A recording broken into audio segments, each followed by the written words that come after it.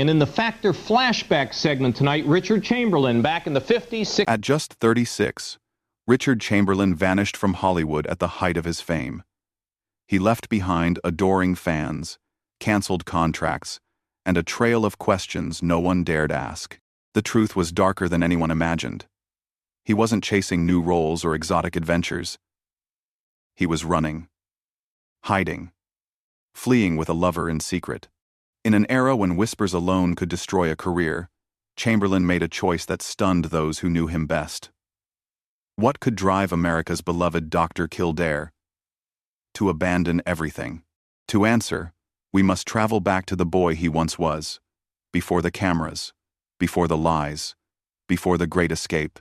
Richard Chamberlain was born George Richard Chamberlain on the 31st of March 1934 in Beverly Hills, California. His birthplace already carried a weight of expectation, a city synonymous with luxury, ambition, and the rising power of Hollywood. Yet his childhood was not a glamorous affair. His father, Charles Chamberlain, worked as a salesman but struggled with alcohol, leaving Richard's early years marked by instability and tension at home. His mother, Elsa Winifred, tried to hold the family together, instilling a sense of order and culture even as the family's foundation wavered. Young Richard grew up in a world of contradictions.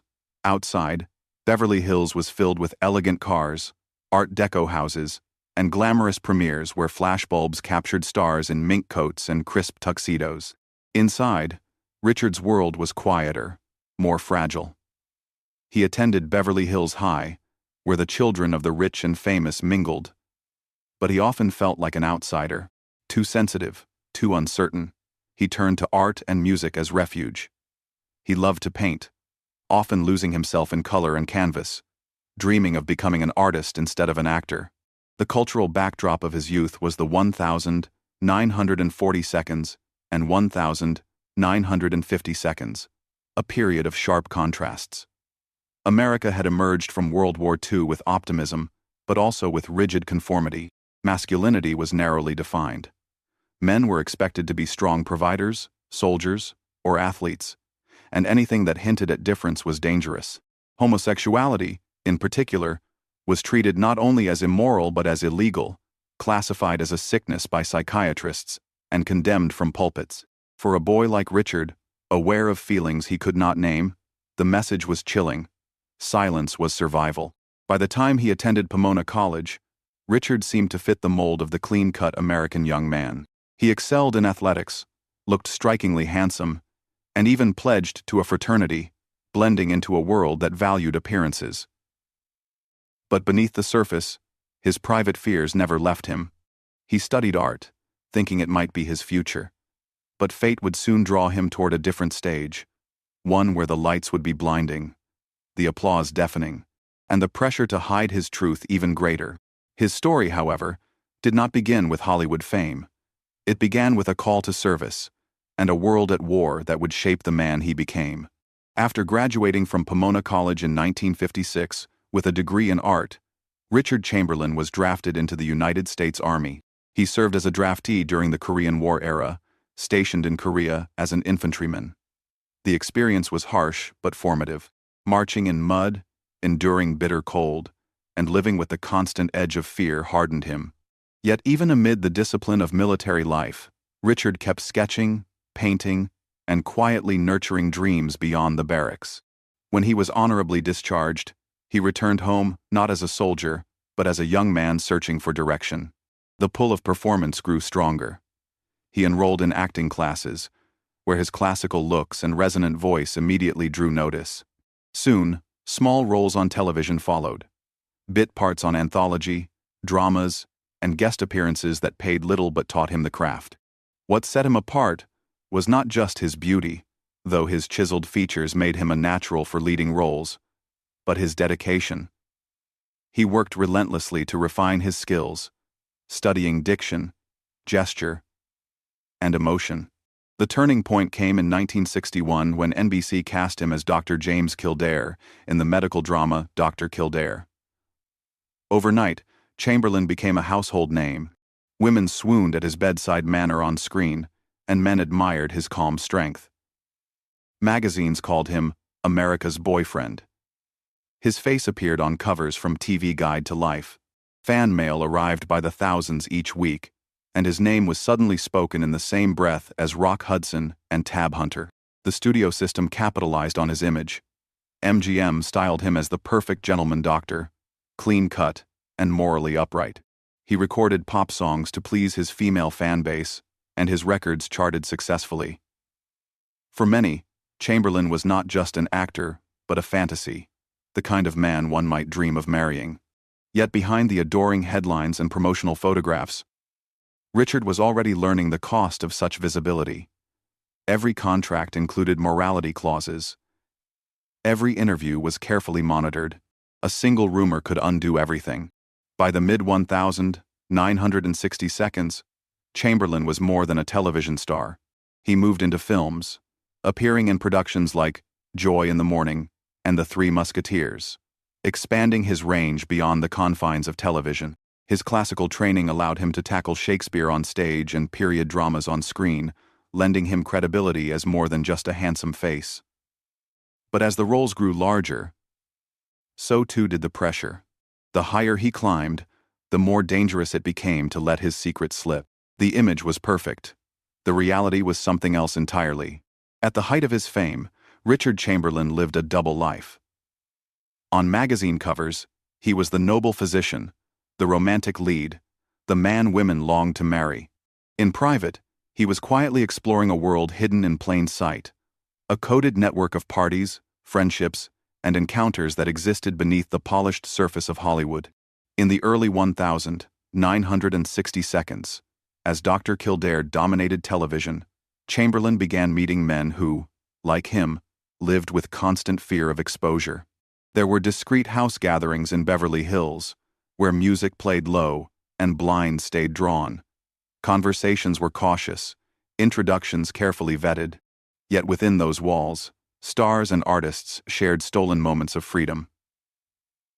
For Richard, these evenings were lifelines. One of the most important figures in his private life emerged in the late 1970s, Martin Rabbitt, a younger actor and writer. Their partnership would span decades, though it was invisible to the public for many years. They built a quiet domestic life together, moving between Los Angeles and later Hawaii, creating a sanctuary away from the cameras. Friends recalled their bond as tender and steady, a love story written behind closed doors. In a world where marriages were often arranged as publicity stunts, Richard and Martin chose something real. But Martin was not the first. Biographers note Chamberlain had earlier romances with men in the industry, often those who understood the same dangers he faced. Relationships had to be hidden with elaborate care. Studio handlers would arrange photo shoots with starlets, fabricating love affairs to keep tabloids satisfied. Meanwhile, Richard and his companions would slip away for trips abroad, where anonymity gave them breathing room. Paris, Rome, even small towns in England became backdrops for walks where they could hold hands without fear of photographers. The secrecy, however, was suffocating. Every love letter risked interception. Every whisper carried the potential of scandal. Richard knew colleagues like Rock Hudson and Tab Hunter lived under the same threats always: one reporter, one betrayal away from destruction. Hollywood was ruthless in protecting its illusions. If an actor's private life conflicted with his screen image, the studios would not hesitate to sever contracts and erase careers. Chamberlain once reflected that the constant hiding created an invisible cage. He wanted to love openly, yet every instinct told him exposure would end everything. And so he perfected the art of camouflage, giving fans the perfect smile while carefully shielding the truth. The cost of that silence would soon weigh heavily, for fame could not protect him from rumors, nor from the relentless pressure of living two lives. By the late 1960s and into the 1970s, Richard Chamberlain's carefully maintained image began to feel like quicksand. Rumors swirled, as they did around many handsome leading men who never married. Studio executives watched nervously. The Hollywood press was hungry for scandal, and confidential-style tabloids thrived on innuendo. Every time Richard was seen dining with a male friend, whispers followed. The pressure intensified as Chamberlain's career shifted from television to feature films and theater. He starred in The Music Lovers in 1970 and won respect for his daring portrayal of Tchaikovsky, a composer long rumored to have struggled with his own sexuality. Critics praised the performance's raw emotion, but some noted the irony. Chamberlain playing a closeted artist while hiding the same truth himself. Richard felt the walls closing in. There were professional costs. Certain leading roles slipped away, given instead to actors who fit Hollywood's narrow definition of heterosexual masculinity. Casting directors hesitated. Agents urged him to attend more public dates with actresses, to pose for photographers at premieres, to silence doubts before they grew too loud. Chamberlain complied, but each staged smile left him hollow. The emotional toll was even greater. Friends recall periods of deep anxiety. He confided in only a handful of trusted confidants, fearing exposure at every turn. He withdrew at times, burying himself in work, traveling abroad to perform on stage in London, where the glare felt less harsh. But even across the Atlantic, he knew the American press could still reach him. The strain of secrecy eroded his sense of self. Every romance had to be hidden. Every expression of love risked being read as evidence. He once admitted that he lived in constant fear of being unmasked, a fear so consuming it shaped his choices in both career and personal life. Loneliness was the price of survival. By the late 1972, Chamberlain had achieved international fame, but the rumors never ceased. He was admired yet isolated, adored yet unable to be fully known. At a time when other stars were facing exposure, Richard's silence weighed heavier than ever. The crisis was no longer about his career alone. It was about the man inside the image, struggling to breathe under decades of pretense. In the 1980 seconds, Richard Chamberlain reached new peaks of fame. Shogun in 1980 and the Thornbirds in 1983 became global sensations, turning him into a household name far beyond America. His face was on billboards, his voice in living rooms, his name whispered with admiration across continents. To millions, he was the epitome of romance, the noble hero in sweeping dramas. But inside, he carried the same private weight. By then, Richard had built a true home life with Martin Rabbit. In Hawaii, far from Hollywood's relentless cameras, they shared a quiet sanctuary.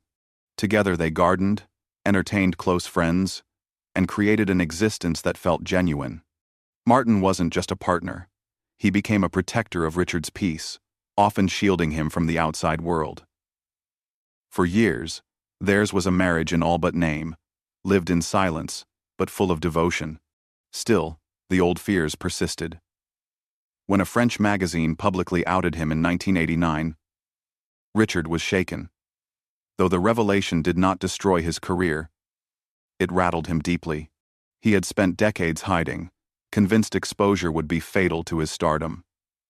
Instead, the world was changing. Conversations around sexuality were slowly shifting. Yet Chamberlain hesitated, still wary of being too open. It wasn't until 2003, with his memoir, Shattered Love, that he fully came out on his own terms. In those pages, he reflected on the damage secrecy had caused. On the way, silence had stifled not only his personal life, but his spirit. Fans who had adored him as Dr. Kildare or Father Ralph saw him at last as a man willing to step out from behind the carefully crafted image. In later interviews, Richard spoke candidly about fear, about the burden of hiding, and about the freedom of finally embracing himself. Yet he also sparked controversy in 2010, when he advised younger gay actors to remain closeted, warning that Hollywood was still unforgiving. His words divided opinion. Some saw them as outdated caution, others as a sad reminder of wounds that never fully healed. In his final years, Chamberlain lived mostly in Hawaii, painting, writing, and enjoying the sea air. He accepted stage work and guest roles when they inspired him, but he no longer chased fame. Instead, he savored simplicity and the companionship of friends. On the 29th of March, 2025, Richard Chamberlain passed away at 90. His death closed a chapter on one of Hollywood's most complex journeys, a life that balanced extraordinary success with a lifetime of silence and eventual courage. Richard Chamberlain's life reminds us that the greatest performances are not always on screen. For decades, he played roles that audiences adored, while privately enduring the loneliness of secrecy. His story is not only about the rise of a matinee idol, but also about the cost of image in an era when being honest could mean exile. He fled Hollywood once to protect his heart. Years later, he found the courage to reveal it. The lesson is bittersweet. Love denied leaves scars, yet resilience carves its own legacy. Chamberlain's career stands as proof that talent can endure, even in silence. His later honesty offered hope to those who once saw only shadows. He showed that the human spirit, even after decades of concealment, still longs for truth. As we look back, we are left with questions. How many other stars hid the same secret? How much brilliance was muted by fear? Chamberlain's journey urges us to remember that behind every glossy magazine cover is a person with fears, dreams, and desires too fragile for the world to see. If this story moved you, share your thoughts in the comments. Which role of Richard Chamberlain do you remember most? And if you want more hidden stories of Hollywood's golden age, don't forget to subscribe for the next journey into the past.